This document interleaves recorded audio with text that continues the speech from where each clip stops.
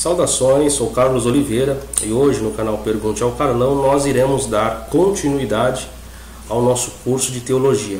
A você que nos acompanha sabem que nosso curso de teologia é composto por 20 matérias fundamentais da teologia cristã e nesse curso nós iremos abordar diversos assuntos, desde os assuntos menos complexos aos mais complexos.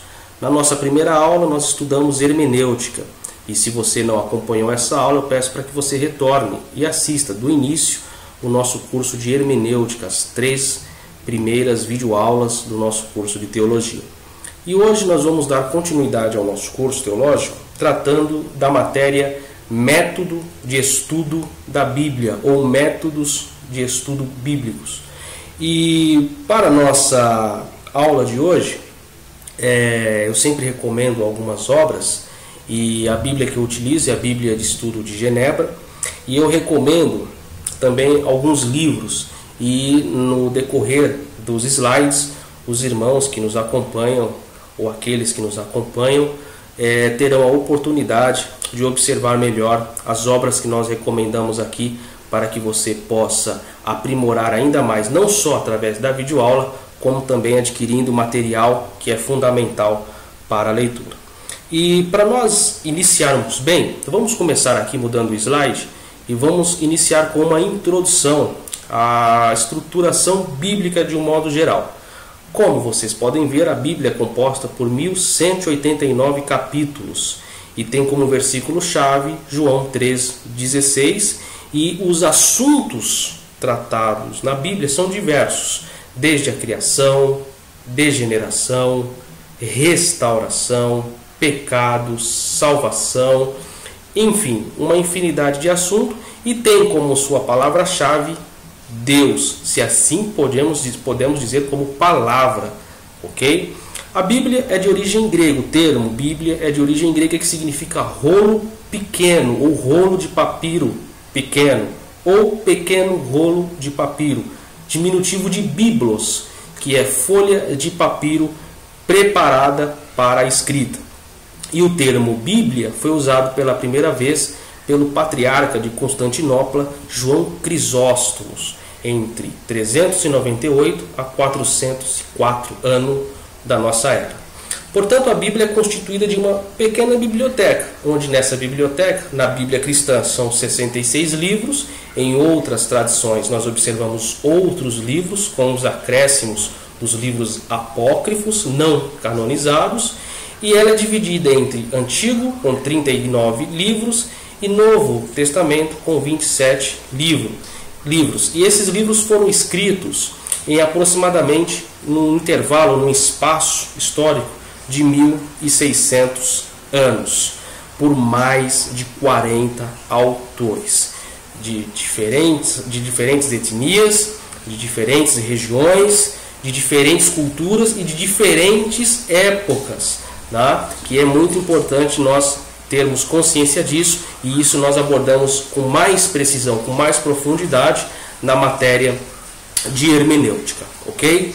Então, todo o conteúdo bíblico, de um modo geral, nós cremos e entendemos assim como inspirado por Deus, mesmo diante dessa multiplicidade de escritores que tem cada um o seu estilo, a sua forma de literária de escrever e também com relação ao idioma, tanto do hebraico e o aramaico no Antigo Testamento e o grego no Novo Testamento, ok? Seguindo o nosso slide, o tema central da Bíblia é a revelação de Jesus Cristo em busca do ser humano. Então vamos ler Mateus capítulo 20 e o versículo de número 28, vamos ler lá. Eu, como falei aos irmãos, eu leio a Bíblia de Estudo de Genebra, que é uma Bíblia reformada, que talvez tenha uma tradução diferente da que algum irmão possa possuir. Mas lá em Mateus capítulo 20 e o versículo 28 diz o seguinte: tal como o Filho do Homem, que não veio para ser servido, mas para servir e dar a sua vida em resgate por muitos. Este é o tema central a busca de Deus na salvação, no desejo de salvar o homem, porque nós assim cremos que Deus é quem salva o homem, e não o homem que dá a Deus a oportunidade dele, Deus, salvar o homem. Ou seja, a salvação vem de Deus e não do homem para com a sua decisão a Deus, mas da vontade de Deus em nos salvar, assim cremos. E por que a Bíblia deve ser estudada? Ela deve ser estudada porque ela é a luz para quem está procurando a verdade. As Escrituras é o alimento para a alma e é o meio usado pelo Espírito Santo para nos falar. Então aqui nós já temos uma base da metodologia de estudo bíblico. Nós temos que ter essa compreensão. Seu tema central, a salvação, a busca de Jesus em salvar o homem. E por que ela deve ser estudada? Porque ela é luz, ela é alimento e ela é o meio usado pelo Espírito de Deus para nos falar. E como foi formada a Bíblia hebraica, no caso o Antigo Testamento, composto pelo Torá, que eu tenho, posso até mostrar em outras aulas para os irmãos, os profetas, os escritos, como chamado de agiógrafos também, e nós temos a divisão do Novo Testamento, com o Evangelho, com as epístolas gerais, epístola paulinas e também o livro da Revelação, bem como o livro histórico, que é Atos dos Apóstolos. Aqui, como eu falei anteriormente, nós observamos algumas capas de alguns livros que eu recomendo para você adquirir algum desses livros. Existem muitos outros livros, muitas outras obras, mas essas obras são obras fundamentais. Quero só aproveitar aqui uma oportunidade também. Os irmãos aí talvez estejam ouvindo o som de chuva, porque está chovendo muito hoje.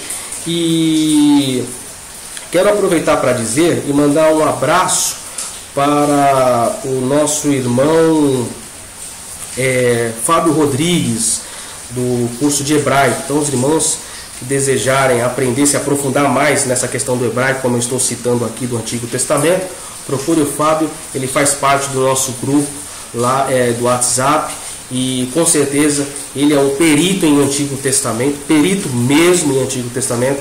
É uma pessoa que você deve entrar em contato para ter contato com a língua hebraica, para aprender um pouco desse hebraico. E voltando aqui para o nosso estudo, nosso slide, então nós temos esse livro. Eu recomendo essa obra, Métodos de Estudo Bíblico, de Walter Henriksen, que é um livro maravilhoso da editora Mundo Cristão. É um livro sucinto, fino, mas é um livro fantástico, um livro que vai te dar uma base fundamental para desenvolver a questão da metodologia de estudo bíblico. A chuva apertou um pouco aqui, mas tenho certeza que os irmãos aí conseguem ouvir bem. Então, continuando no Antigo Testamento, para que você tenha uma visão generalista da Bíblia, ela é composta por 39 livros, livros da lei, que trata da criação, e a lei, que vai de Gênesis, Êxodo, Números, Levíticos e Deuteronômio. Nós temos a segunda parte, que é os livros históricos, chamado de Caminhada do Povo Israelita, que vai Juízes, Josué, Ruth, 1ª e 2ª Samuel, 1ª e 2ª Reis, 1ª e 2ª Crônicas, Esdras, Neemias e Esther. A parte 3 são os poéticos, ou chamados poéticos devido ao seu gênero poético, que é o livro de Jó, Salmos, que também pode ser considerado não livro, mas o inário oficial de Israel, Provérbios, Eclesiastes e Cantares. A parte 4, que são os profetas maiores, não porque eles tiveram maior visibilidade no contexto histórico geral, mas justamente pela proporção de seus livros, como Isaías, Jeremias, a própria Lamentação de Jeremias, que é uma continuação, Ezequiel e Daniel, e os profetas menores, Oséias, Joel, Amós, Obadias, Jonas, Miqueias, Naum, Abacuque, Sofonias, Ageu, Zacarias e Malaquias. O Novo Testamento já são compostos por 27 livros. E como eu falei anteriormente, os biógrafos ou evangelhos, Mateus, Marcos, Lucas e João, lembrando que na tradição histórica muitos outros escritores trataram sobre Jesus Cristo, porém não foram canonizados, como por exemplo o Evangelho segundo Judas, o Evangelho segundo Pedro, nós temos um outro Evangelho segundo Marcos, não esse. Então nós temos uma série, uma infinidade de livros que trata da pessoalidade de Jesus Cristo enquanto na Terra. Nós temos o livro histórico, que é o livro de Atos dos Apóstolos, as epístolas paulinas, Romanos, 1ª e 2ª Coríntios, Gálatas, Efésios, Filipenses, Colossenses, Tessalonicenses, que é a 1ª e 2ª, 1ª e 2ª Timóteo, Tito, que é um livro maravilhoso, e Filemão, as epístolas gerais, Hebreus, Tiago, que também é um outro livro fantástico, 1ª, 2ª Pedro, 1ª, 2ª e 3ª João e Judas, não o Iscariotes, e o profético, que é o livro do Apocalipse, ou de Revelação, tá certo? Então nós temos aí uma amplitude da visão bíblica de um modo geral, tá ok? Agora nós vamos entrar num assunto bem interessante, que é a Bíblia como palavra de Deus falada. Então, muitos anos antes, como está escrito no slide, de haver a escrita, Deus já falava verbalmente com o homem. No tempo de Adão, de Abel, de Enoque, de Noé, não havia revelação escrita ainda. Tudo que havia naquele tempo era a natureza, né? Então nós observamos aí Salmos, número 19, verso 1 ao 3, e podemos tirar essa conclusão que a visualização da criação de Deus era uma comunicação, era um meio de comunicação de Deus para com o homem. O homem contemplava a natureza e encontrava Deus, a existência de Deus, a ideia de que havia um ser que criou todas essas coisas, o Deus a qual nós cremos. Tem uma passagem aqui, em Hebreus capítulo 1, verso 1, que diz o seguinte: havendo Deus antigamente falado muitas vezes e de muitas maneiras aos pais pelos profetas, isso refere-se à revelação verbal de Deus dada antigamente aos homens, muitas vezes e de muitas maneiras, que era transmitida oralmente de pai para filho por muitos anos, até que Deus tomou as devidas providências. Então essa palavra de Deus falada de um contexto mais abrangente, tanto na questão escrita, mas antes mesmo da escrita, com relação à sua criação, a tudo que ele criou para o homem. A palavra de Deus como escrita, que nós falamos um pouco, que tem como objetivo revelar aos mesmos a sua vontade, que nós temos a palavra de Deus escrita, a Bíblia Sagrada, onde o Senhor tem nos revelado a sua vontade, o seu processo, a sua historicidade, a sua realidade. Então nós também temos a ideia e o pensamento concreto da Bíblia como palavra de Deus escrita. E a veracidade da palavra de Deus, isso é muito importante. A Bíblia é um livro diferente de todos os livros que nós podemos ter por aí. E o que diferencia, né? O que diferencia a Bíblia dos demais livros é a inspiração divina, e nós cremos nisso. A Bíblia é a palavra de Deus infalível, e Jesus mesmo disse que passará céu e a terra, mas as palavras dele jamais passarão. Ou seja, a palavra de Deus ela é veraz, ela tem veracidade, ela é pura, ela é autêntica. Agora, na matéria de hermenêutica, e eu peço que você retorne lá se não viu, eu falo uma coisa muito importante referente à veracidade da palavra de Deus. A palavra de Deus ela é incontestável, é verdade, é infalível, é soberana. Porém, nós temos que ter a mente aberta, que mesmo a palavra de Deus sendo soberana, nós temos que entender quando nós podemos verificar que determinado texto ele serve no sentido teologicamente falando de instrução para a nossa vida, como apenas um erro de algum escritor, seja ele de qual época foi, que acrescentou ou extraiu alguma coisa. Nós temos que ter em mente que a Bíblia, acima de tudo, a nossa em português, como de qualquer idioma moderno, ela é uma tradução de traduções, que os textos originais não existem, eles se perderam no tempo. Se existe, está bem escondido em algum lugar. Então nós temos que ter a mente aberta, irmãos, a cabeça aberta para entender que, por mais que a palavra de Deus é infalível, a possibilidade de escritores antigos, não os mencionados, aqueles 40 escritores, mas outros no decorrer da história, pode ter acrescentado alguma coisa, ou até mesmo, que é mais perigoso, tirado alguma coisa muito importante da palavra de Deus, da Bíblia Sagrada, em função das eras. Então nós temos que ter a mente aberta para entender isso. Por isso que eu reforço, aprendam, se podem, os textos originais. Aprendam, se podem, grego, hebraico e aramaico, para que vocês tenham a condição de chegar a um texto mais puro, mais real e mais próximo do que realmente Deus tem a falar com a nossa vida em principal plano, como também a vida daqueles que serão ministradas por nós. Seguindo aqui, nós observamos algumas falsas teorias sobre a inspiração da Bíblia. Vamos lá. Teoria da inspiração natural ou teoria da inspiração humana. É uma teoria que ensina que os escritores da Bíblia foram homens superdotados de capacidade de intelecto e especial, como Sócrates, Shakespeare, Camões, Rui Barbosa e outros, negando o sobrenatural. O que significa isso? O que significa essa teoria da inspiração natural ou humana? Ou seja, que os escritores da Bíblia eram inteligentíssimos a ponto de fazer suas próprias filosofias e registrá-las como palavra de Deus. E nós não cremos nisso, porque nós cremos que ela foi revelada. Porque se eu acreditar na teoria da inspiração natural, eu estou deixando de lado a possibilidade do sobrenatural, ou seja, da revelação de Deus aos seus escritores que escreveram aquilo que Deus os revelou, e não meramente pela capacidade desses escritores. B. Teoria da inspiração comum, que é a teoria que ensina que a inspiração dos autores da Bíblia é a mesma que os pregadores recebem hoje nos púlpitos. E esta teoria não confere, porque a inspiração que recebemos hoje é permanente e a dos escritores era temporária. Por quê? Porque o Espírito Santo ainda não havia sido manifesto, principalmente de maneira abrangente e perpétua no Antigo Testamento. Ok? Teoria da inspiração parcial, uma outra teoria, uma outra falsa teoria, que ensina que apenas algumas partes da Bíblia são inspiradas e outras não. Ou seja, esse texto serve para mim, é inspirado. Esse texto não serve para mim, não é inspirado. Isso é a teoria da inspiração parcial, muito perigosa e muito utilizada por teólogos liberais. Muito cuidado com isso.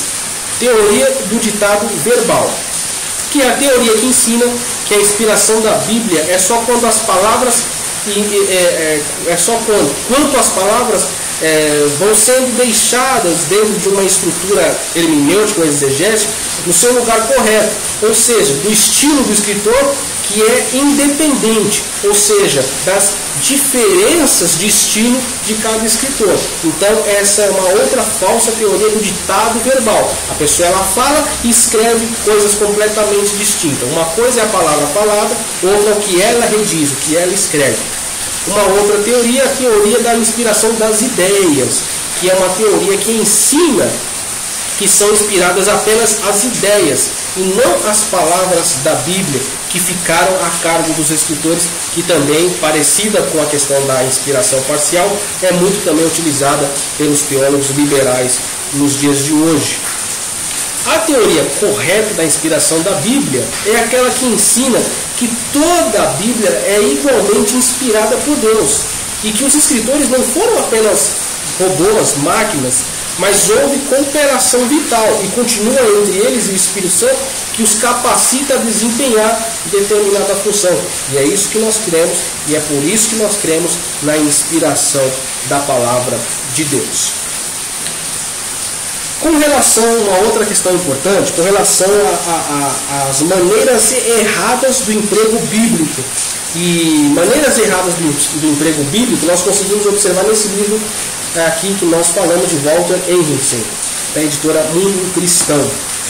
Então vamos lá, maneiras erradas do emprego bíblico, você pode escrever aí, as escrituras podem ser mal empregadas quando você ignora o que a Bíblia diz, ou sobre um assunto teológico, vamos dizer assim, seja ele normativo, subjetivo ou de qualquer esfera. Então, primeiro, as Escrituras podem ser mal empregadas quando você ignora o que a Bíblia diz sobre esse assunto. Segundo, as Escrituras podem ser mal empregadas quando você toma um versículo fora de contexto, perigoso, e nós falamos disso na matéria de hermenêutica. Terceiro, as Escrituras podem ser mal empregadas quando você lê uma passagem e faz dizer o que ela não diz. Você lê um texto e coloca a sua ideia sobre o texto, falando algo que a palavra não está dizendo. Uma outra coisa extremamente perigosa. Quarto, as Escrituras podem ser mal empregadas quando você dá indevida ênfase a coisas menos importantes. Ou seja, você enfatiza mais aquilo que é menos trivial do que é mais trivial. Dá mais valor àquilo que é menos significativo do que o que de fato é significativo. E quinto, as Escrituras podem ser mal empregadas sempre que você usa a Bíblia para tentar levar Deus a fazer o que você quer, ao invés daquilo que Deus quer que seja feito. Ou seja, você pega o texto bíblico e quer dar uma ajudinha para Deus, para que a imagem de Deus seja uma imagem positiva diante das pessoas que te ouvirão. Isso não tem necessidade. A palavra de Deus, ela tem que ser dita como é, como deve ser, e não a bel prazer. Então, nós temos aí uma base estrutural do que de fato é a metodologia de estudo bíblico. E nós vamos ficar por aqui nessa primeira aula, nós teremos outras aulas dessa matéria e que com certeza vai ser muito enriquecedor a você. Em parceria com a editora Educação Cristã e a Fundação Carlos Oliveira, nós ficamos por aqui e eu peço para que você que ainda não é inscrito no canal, se inscreva no canal, ative as notificações e acompanhe o nosso curso teológico, que, como disse, será composto por mais de 20 matérias e tenho certeza absoluta que será de muito aprendizado para todo aquele que assim acredita. Que Deus abençoe a todos. Aguardo vocês na nossa próxima aula, neste mesmo canal no YouTube. Deus abençoe.